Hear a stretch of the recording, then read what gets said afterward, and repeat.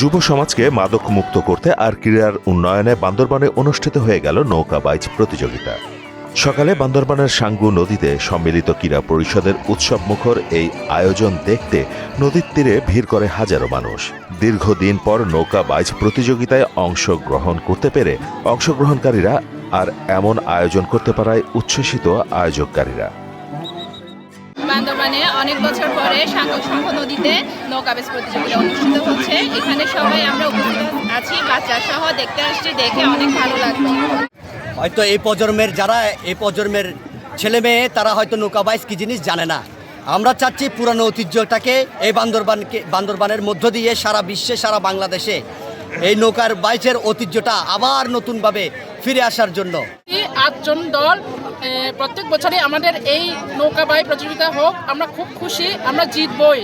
নৌকা প্রতিযোগিতার জন্য প্রস্তুতি তৈরি করবে, আমরা খুশি করি বা আনন্দ করি, আমরা মনে থেকে জিততে হবে।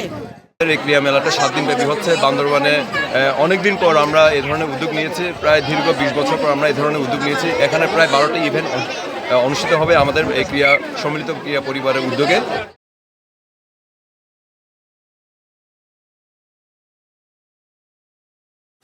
প্রধান অতিথি হিসেবে উপস্থিত থেকে আনুষ্ঠানিকভাবে নৌকা বাইচ প্রতিযোগিতার উদ্বোধন করেন বান্দরবান পার্বত্য জেলা পরিষদের চেয়ারম্যান অধ্যাপক থানজামা লুসাই।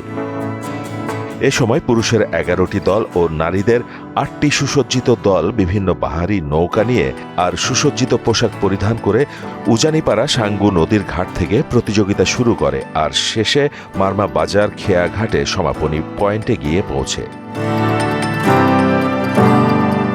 নৌকা বাইচ প্রতিযোগিতায় পুরুষের মধ্যে প্রথম স্থান অধিকার করে জেলা সদরের কালাঘাটা দুর্গা মন্দির গ্রুপ, আর নারীদের মধ্যে প্রথম স্থান অধিকার করে 4 নম্বর ওয়ার্ড নদীর পার গ্রুপ। সমাপনী পয়েন্টে এক বর্ণাঢ্য আয়োজনে বিজয়ী ও রানার্স আপ দলের মধ্যে পুরস্কার ও ট্রফি প্রদান করেন প্রধান অতিথি অধ্যাপক থানজামা লুসাই। মাহমুদ হোসেন, মোহনা ডিজিটাল।